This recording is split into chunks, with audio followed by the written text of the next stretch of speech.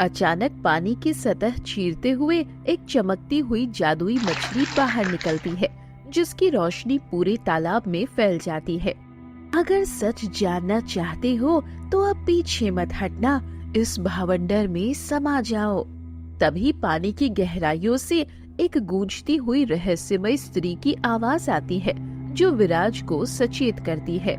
रुक जाओ, इसके अंदर मत आओ विराज। अगर तुम इसके अंदर आए तो कभी वापस नहीं जा पाओगे। ये आवाज, ये तो बहुत जानी पहचानी लग रही है। ऐसी आवाज तो मेरी प्रेमिका की थी, जो सालों पहले रहस्यमय तरीके से गायब हो गई थी। पर यहाँ इस तालाब में उसकी आवाज कैसे हो सकती है? देखो, तुम इस आवाज पर ध्यान मत दो। अगर तुम्हें सच की तह तक पहुंचना है तो तुम्हें इस तालाब के अंदर जाना ही होगा। नहीं नहीं, ऐसा मत करो, तुम वापस लौट जाओ। मैं नहीं चाहती कि तुम्हें कुछ भी हो। मैं पहचान गया, ये मेरी प्रेमिका की ही आवाज है। सच सच बताओ, मेरी नीरजा कहाँ है? तुम्हारी प्रेमिका अब तुम्हें कभी नहीं मिलने वाली, और अगर तुम्हें पूरा सच जानना है तो तुम्हें पहले अतीत के पन्नों को पलटना होगा। ठीक है, मैं सारा सच जानना चाहता हूँ, बताओ मुझे। तो सुनो, ये कई साल पहले की बात है, जब इस राज्य की राजकुमारी नीरजा सबसे सुंदर हुआ करती थी। विक्रमगढ़ राज्य की राजकुमारी नीरजा अपनी अद्भुत सुंदरता के लिए प्रसिद्ध थी। उनकी सुंदरता की चर्चा आसपास के सभी राज्यों में हुआ करती थी, जिस वजह से बड़े बड़े राजकुमार उनसे विवाह करने के सपने देखते थे। लेकिन राजकुमारी नीरजा का दिल एक साधारण से योद्धा विराज पर आ टिका था। एक सुबह विराज मैदान में पूरी एकाग्रता से तलवार का अभ्यास कर रहा था। तुम्हारी तलवार की हर चाल में एक अनोखी शक्ति है विराज। काश तुम जान पाते कि ये आंखें सिर्फ तुम्हें ही ढूंढती हैं। युद्ध अभ्यास समाप्त होते ही नीरजा धीरे धीरे चलकर विराज के समीप जाकर खड़ी हो जाती है। विराज पसीने से लथपथ है और अपनी तलवार मयान में रख रहा था। राजकुमारी, आप यहाँ कहीं कैसे आना हुआ? सब ठीक तो है ना? कहीं कोई समस्या तो नहीं आई? बताइए, मैं आपकी क्या मदद कर सकता हूँ? नहीं विराज, मेरे पास वैसी कोई समस्या नहीं है, पर हाँ, एक ऐसी उलझन है जिसका समाधान तुम्हारे सिवा इस दुनिया में कोई और कर भी नहीं सकता। आदेश दीजिए राजकुमारी, मैं आपकी क्या सेवा कर सकता हूँ? विराज, मैं तुमसे बहुत प्रेम करती हूँ और अपना बाकी जीवन तुम्हारे साथ ही बिताना चाहती हूँ। विराज के पैरों तले जमीन खिसक जाती है। वो अवाक होकर राजकुमारी को देखने लगता है। उसे अपने कानों पर विश्वास नहीं होता। ये आप क्या कह रही हैं राजकुमारी? आप जानती हैं कि मैं एक साधारण सा योद्धा हूँ। मैं भला एक राजकुमारी से प्रेम करने का दुस्साहस कैसे कर सकता हूँ?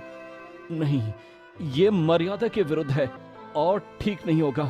देखो विराज, मैं तुम्हें कई महीनों से देख रही हूँ और तुम्हें मन ही मन अपना प्रेमी मान चुकी हूँ। तुम्हारी जगह मैं अपने जीवन में किसी और को नहीं दे सकती, इसीलिए तुम्हें मेरे प्रेम को स्वीकार करना ही होगा। राजकुमारी, मैं एक साधारण इंसान हूँ। एक राजकुमारी का हुक्म टालने की हैसियत मुझ में नहीं है। अगर आप मुझे ही अपना जीवन साथी बनाने के लिए तैयार हैं, तो मैं भी आपसे विवाह करने के लिए तैयार हूँ। इसके बाद नीरजा और विराज के बीच की दूरियां मिट जाती है। वो दोनों बैठकर घंटों भविष्य की बातें करते हैं। धीरे धीरे वक्त गुजरता है और दोनों का प्रेम और भी गहरा होता चला जाता है। एक दिन वो दोनों हमेशा की तरह महल के बाहरी बगीचे में बैठे एक दूसरे के सपनों में खोए हुए थे। तभी वहाँ अचानक राजा कृष्णदेव आ पहुँचते हैं। ये क्या है राजकुमारी, तुम यहाँ इस सैनिक के साथ क्या कर रही हो? कुछ नहीं पिताजी, बस यहाँ की ताजी हवा का आनंद ले रही थी। क्या तुम मुझे मूर्ख समझती हो बेटी? मैं सब कुछ अपनी आँखों से देख चुका हूँ और सब जानता हूँ। ठीक है पिताजी, अगर आप सब जानते हैं तो मैं भी अब आपसे कुछ नहीं छिपाना चाहती। मैं विराज से बहुत प्रेम करती हूँ और उसी से विवाह करना चाहती हूँ। ये कैसी बातें कर रही हो पुत्री? ये कभी नहीं हो सकता। वो हमारे महल का एक मामूली सा योद्धा है। मैं अपनी राजकुमारी का विवाह उससे करूं? असंभव। तुम उसे इसी वक्त भूल जाओ और आज के बाद उससे मिलने की कोशिश भी मत करना। इतना कठोर आदेश देकर राजा कृष्णदेव बिना पीछे मुड़े वहाँ से चले जाते हैं। विराज नजर नीचे झुकाकर वहाँ से चला जाता है और ऐसे ही कई दिन बीतते हैं। नीरजा परेशान रहती है। तभी उसकी नजर महल के ऊंचे दीवारों के पीछे बने उस सुनसान और रहस्यमय तालाब पर पड़ती है, जहाँ विराज दबे पांव उस तालाब की ओर जा रहा था। अरे, विराज इतने दबे पांव इस रहस्यमय तालाब के पास क्यों जा रहा है? उस तालाब के पास जाना तो मना है। चलो देखती हूँ आखिर वो तालाब के पास क्या करता है। वही विराज जाकर पत्थर की एक शिला पर बैठ जाता है और घंटों पानी को निहारता रहता है। न वो तलवार चलाता है न विश्राम करता है, बस खोया रहता है। विराज आखिर वहाँ घंटों क्यों बैठा रहता है? उसकी आंखों में वो खालीपन क्या है? क्या कुछ ऐसा है जो वो मुझसे छिपा रहा है? क्या उसका प्रेम उतना ही पारदर्शी है जितना वो दिखाता है? मुझे इस पर नजर रखना होगा। फिर अगली सुबह होते ही नीरजा ने ठान लिया कि वो इस रहस्य की तह तक जाएगी। वो छिपकर तालाब के पास घनी झाड़ियों के पीछे जाकर बैठ जाती है। आज मैं भी देखती हूँ कि इस तालाब में ऐसा क्या रहस्य है जो विराज इतने घंटों इसे देख रहा था। तभी तालाब के बीचों बीच पानी हिलता है और एक सुनहरी मछली सतह पर आती है। नीरजा की आंखें फटी की फटी रह जाती है। फिर वो डर के मारे वापस राजमहल में चली जाती है। वो क्या था? वो मछली? आज से पहले तो मैंने कभी उसे तालाब में नहीं देखा। उसकी आंखों में जरूर कुछ ऐसा रहस्य था जो मुझे नहीं पता। तभी वो फिर से खिड़की से झांकती है। तभी देखती है कि विराज और वो मछली एक दूसरे को एकटक देख रहे थे। मछली की आंखों में एक अजीब सी चमक थी, जैसे वो विराज से कुछ कह रही हो। ये क्या देख रही हूँ मैं? एक मछली, विराज एक मामूली मछली को ऐसे देख रहा है जैसे इसमें उसकी जान बसी हो। आखिर ये माजरा क्या है? मेरा माथा ठनक रहा है। विराज मुझे धोखे में रख रहा है। नीरजा का मन करता है कि अभी बाहर निकलकर विराज से हजारों सवाल पूछे, लेकिन तभी उसे राज्य की उस बूढ़ी तांत्रिक की कही बात याद आती है। उस बुढ़िया ने सही कहा था, नीरजा तेरा प्रेम इतना सरल नहीं है। तुझे विराज को पाने के लिए एक ऐसी कठिन परीक्षा देनी होगी जहाँ सच और झूठ का फर्क करना मुश्किल हो जाएगा। क्या यही वो परीक्षा है? विराज के जाने के बाद नीरजा के मन की ईर्ष्या उसे चैन से बैठने नहीं देती। वो तेजी से कदमों से उस रहस्यमय तालाब के किनारे पहुंच जाती है। बाहर निकल। तुम्हारी हिम्मत कैसे हुई मेरे प्रेमी के साथ कुछ भी करने की? वो सिर्फ मेरा है। तुम एक तुच्छ जीव होकर हमारे बीच नहीं आ सकती। तुम कुछ नहीं कर सकती, समझी तुम? पानी में अचानक हलचल होती है। वो कोई साधारण मछली नहीं थी, बल्कि उसमें दिव्य जादू शक्तियां समाहित थी। मछली पानी की सतह पर आती है। चेतावनी दे रही हूँ नीरजा, इस तालाब की शक्ति से खेलने का दुस्साहस मत करो। यहाँ का रहस्य तुम्हारी सोच से कहीं अधिक गहरा है। संयम रखो वरना पछताओगी। चेतावनी? एक मामूली मछली मुझे डराएगी? तुम्हारी हस्ती ही क्या है। मैं तुम्हें इस तालाब से हमेशा के लिए मिटा दूंगी। तो कोशिश करके देख लो। जादुई मछली पानी की गहराई में ओझल हो जाती है। नीरजा किनारे पर खड़ी गुस्से से कांप रही थी। उसकी आंखों में प्रतिशोध की ज्वाला है। एक मामूली सी मछली होकर मुझे धमकी देने की कोशिश कर रही हो। अब देखो मैं तुम्हारी इस दुनिया को कैसे बर्बाद करती हूँ। मैंने तुम्हें अपने प्रेमी से मिलते हुए देखा है। मुझे तुमसे जलन होती है। मैं तुम्हें चैन से नहीं रहने दूंगी। नीरजा गुस्से में पैर पटकती हुई राजमहल की ओर बढ़ती है। जैसे ही वो गलियारे में पहुंचती है, उसका वफादार सैनिक उसके पास आता है। राजकुमारी, आप बहुत परेशान दिख रही हैं। बताइए, मैं आपकी क्या मदद कर सकता हूँ? तुम्हें मेरे लिए एक खास काम करना होगा। आज्ञा दीजिए राजकुमारी, बताइए मुझे क्या करना होगा। मैं आपके लिए कुछ भी करने को तैयार हूँ। नीरजा अपनी उंगली से एक कीमती सोने की अंगूठी निकालती है और सैनिक की हथेली पर रख देती है। इसे ले जाओ और अपने पास रख लेना। बस मेरे पिताजी से वही कहना जो मैं तुम्हें समझा रही हूँ।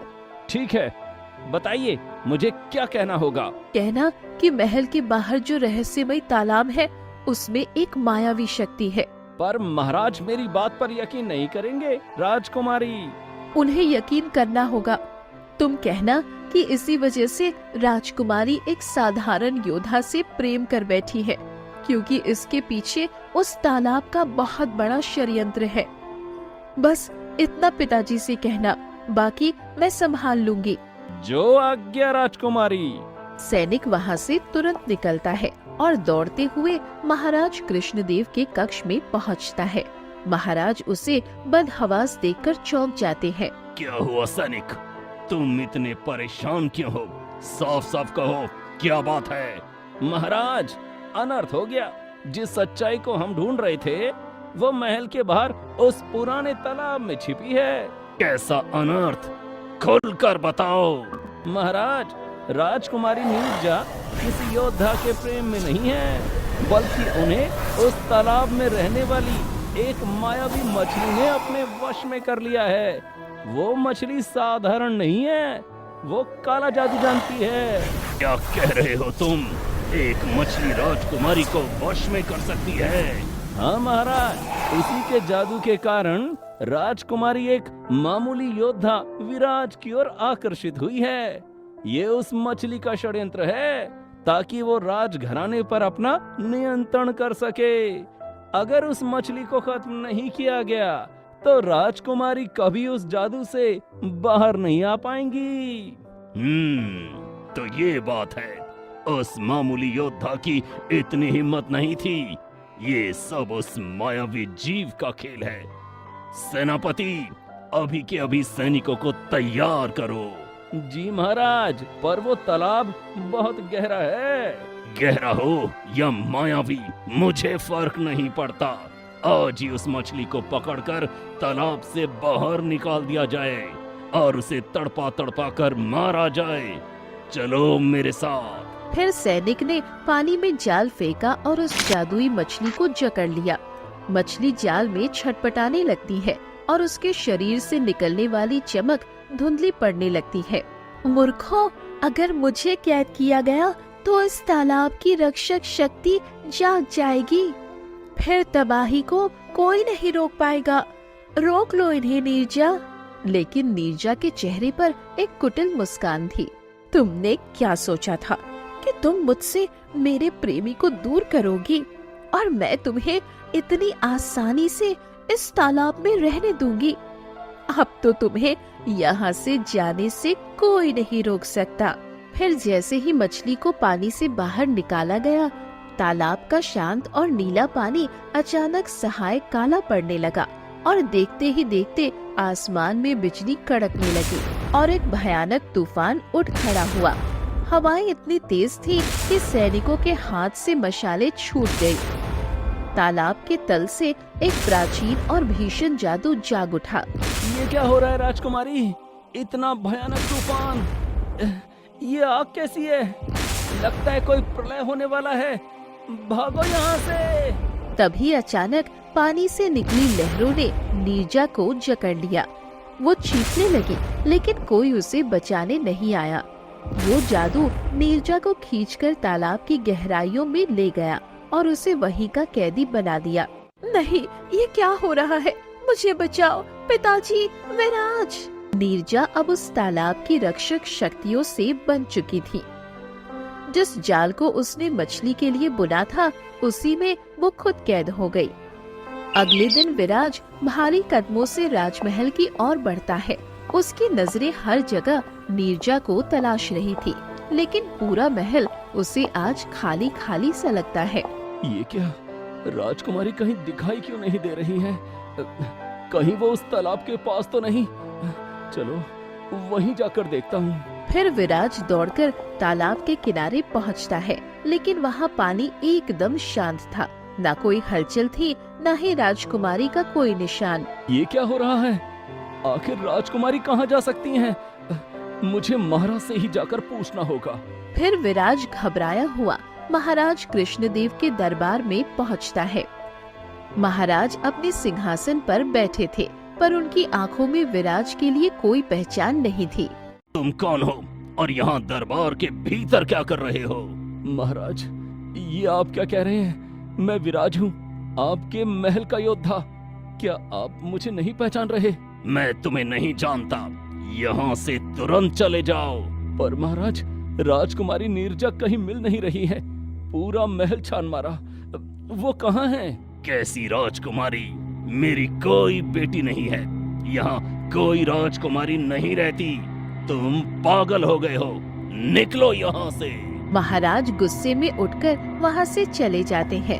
विराज वही सन खड़ा रह जाता है। उसे समझ नहीं आता कि महाराज अपनी ही सगी बेटी को कैसे भूल सकते हैं। ये राजमहल में क्या अजीब खेल चल रहा है? महाराज को अपनी ही बेटी की याद नहीं। आखिर एक पिता अपनी संतान को कैसे भूल सकता है? विराज हार मानकर महल से निकल पड़ता है। वो हफ्तों तक हर गली, हर नगर और हर जंगल में नीरजा को ढूंढता है, पर नीरजा का कहीं कोई पता नहीं चलता। धीरे धीरे समय बीतता है और विराज का मानसिक संतुलन बिगड़ने लगता है। लगता है नीरजा अब इस दुनिया में नहीं रही। शायद इसी दुख में महाराज भी पागल हो गए हैं। पर वो ऐसे कैसे मर सकती है? फिर ऐसे ही धीरे धीरे वक्त बीतता है। फिर एक दिन विराज थका हारा घने जंगल में एक पुराने पेड़ के नीचे बैठा था। तभी दूर उसी रहस्यमय तालाब में एक बार फिर हलचल होती है। वो जादुई मछली पानी से बाहर निकलती है और देखते ही देखते एक बेहद खूबसूरत लड़की का रूप ले लेती है। वो होगा जिसके लिए मैं इस धरती पर आई हूँ। फिर उरुस मुस्कुराते हुए घने जंगलों की ओर चलने लगती है। तभी उसकी नजर पेड़ के नीचे उदास बैठे विराज पर पड़ती है। वो जानबूझकर विराज के सामने से रोती हुई गुजरने लगती है। अरे, ये लड़की कौन है? इससे पहले तो मैंने इसे यहाँ कभी नहीं देखा। मुझे इससे पूछना चाहिए। विराज तुरंत खड़ा होता है और उरुस के पास जाकर उसे रोकता है। तुम कौन हो और तुम इस तरह क्यों रो रही हो? आज से पहले तो मैंने तुम्हें कभी यहाँ नहीं देखा। क्या बात है? मेरा इस दुनिया में कोई नहीं है, मैं बहुत अकेली हूँ। क्या आप मेरी मदद करेंगे? मैं रास्ता भटक गई हूँ और मुझे नहीं पता कि मैं कहाँ हूँ और कहाँ जाऊँ। मुझे अपना नाम और पता कुछ भी याद नहीं है। मेरे सर पर लगी इस चोट की वजह से मेरी आधी यादाश्त चली गई है। अरे, ये तो तुम्हारे साथ बहुत गलत हुआ। लेकिन मैं तुम्हें इस तरह यहाँ मरते हुए नहीं छोड़ सकता। ये इलाका और यहाँ के लोग ठीक नहीं है। एक जवान लड़की का यहाँ अकेले रहना खतरे से खाली नहीं है। तुम एक काम करो, मेरे साथ मेरे घर चलो। वहाँ कुछ दिन रहना और जैसे ही तुम्हें कुछ याद आए मुझे बताना। मैं तुम्हें तुम्हारे घर तक पहुँचा दूंगा। ठीक है, मुझे तुम पर पूरा भरोसा है। उरुस एक रहस्यमय मुस्कान के साथ विराज के घर आ जाती है। जैसे जैसे वक्त बीतता है, विराज के मन में उरुस के लिए एक अजीब सी व्याकुलता बढ़ने लगती है। वो खुद को उसकी तरफ खिंचता हुआ महसूस करता है। ये मैं क्या कर रहा हूँ? मैं तो राजकुमारी नीरजा से प्रेम करता था। उसको गए हुए 5 वर्ष बीत चुके हैं और आज तक उसका कोई पता नहीं चला। पर मैं इतनी जल्दी अपने प्रेम को कैसे भूल सकता हूँ? मुझे इस लड़की से दूर रहना होगा। विराज अभी खुद को समझा ही रहा था कि उरुस रोते हुए आती है और अचानक विराज के गले लग जाती है। मैं तुमसे बहुत प्रेम करती हूँ विराज। इतने दिनों में तुम्हारी जगह कोई और होता तो मेरा फायदा उठाता। ना जाने मेरे साथ क्या करता, लेकिन तुमने एक सच्चे इंसान की तरह मेरी देखभाल की है। मैं अपना पूरा जीवन तुम्हारे साथ बिताना चाहती हूँ। पर उरुस, मैं तो किसी और से प्रेम करता था। मेरा दिल अब भी उसी के पास है। हाँ, मैंने गांव वालों से सुना है कि तुम राजकुमारी से प्रेम करते थे, लेकिन वो अब इस दुनिया में नहीं रही। तो क्या तुम अपनी जिंदगी में मुझे थोड़ी सी जगह भी नहीं दे सकते? अच्छा ठीक है, मैं तुम्हें राजकुमारी की जगह तो नहीं दे सकता, लेकिन तुम्हारे इस खाली जीवन को एक मकसद दे सकता हूँ। तुम आज से मेरे घर में रह सकती हो। कुछ दिन और बीत जाते हैं। एक दिन जब विराज बाहर से काम करके घर लौटता है तो उसे उरुस कहीं नहीं दिखती। उसका माथा ठनकता है और वो घबराकर बाहर की ओर भागता है। रास्ते में उसे एक औरत मिलती है। अरे क्या हुआ, तुम उस लड़की को ढूंढ रहे हो जो तुम्हारे घर में रहती थी? हाँ काकी, वो कहीं दिख नहीं रही है। क्या आपने उसे देखा? अरे मैंने उसे अभी अभी घबराए हुए घने जंगलों की तरफ जाते देखा है। ऐसा लग रहा था जैसे कोई उसे जबरदस्ती अपनी ओर खींच रहा हो। क्या? नहीं, ऐसा नहीं हो सकता। मुझे उसे बचाना होगा। जल्दी जाओ बेटा, मुझे लगता है कुछ अनहोनी होने वाली है। विराज पागलों की तरह जंगल की ओर भागता है। भागते भागते वो उसी पुराने रहस्यमय तालाब के पास पहुंचता है। वो देखता है कि उरुस तालाब के किनारे खड़ी है। उरुस, रुको! तुम उस तालाब के पास क्यों जा रही हो? नहीं, रुको उरुस, रुको! विराज की आवाज उरुस के कानों तक पहुंचती है, पर वो पीछे मुड़कर नहीं देखती और एक झटके में उस गहरे तालाब के पानी में कूद जाती है। आज मैं तुम्हें इस कैद से आजाद कराऊंगा। अचानक पानी की सतह चीरते हुए एक चमकती हुई जादुई मछली बाहर निकलती है, जिसकी रोशनी पूरे तालाब में फैल जाती है। अगर सच जानना चाहते हो तो अब पीछे मत हटना, इस भावंडर में समा जाओ। तभी पानी की गहराइयों से एक गूंजती हुई रहस्यमय स्त्री की आवाज आती है, जो विराज को सचेत करती है। रुक जाओ, इसके अंदर मत आओ विराज। अगर तुम इसके अंदर आए तो कभी वापस नहीं जा पाओगे। ये आवाज, ये तो बहुत जानी पहचानी लग रही है। ऐसी आवाज तो मेरी प्रेमिका की थी, जो सालों पहले रहस्यमय तरीके से गायब हो गई थी। पर यहाँ इस तालाब में उसकी आवाज कैसे हो सकती है? देखो, तुम इस आवाज पर ध्यान मत दो। अगर तुम्हें सच की तह तक पहुंचना है तो तुम्हें इस तालाब के अंदर जाना ही होगा। नहीं नहीं, ऐसा मत करो, तुम वापस लौट जाओ। मैं नहीं चाहती कि तुम्हें कुछ भी हो। मैं पहचान गया, ये मेरी प्रेमिका की ही आवाज है। सच सच बताओ, मेरी नीरजा कहाँ है?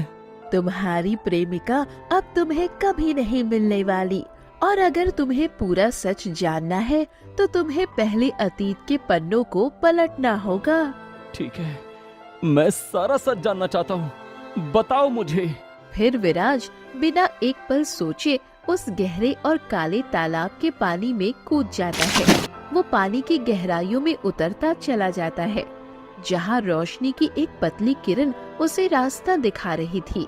आज मैं सारा सच जान कर ही रहूंगा, और नीरजा, मैं तुम्हें ढूंढ कर रहूंगा। कहीं ना कहीं तुम जरूर जिंदा हो।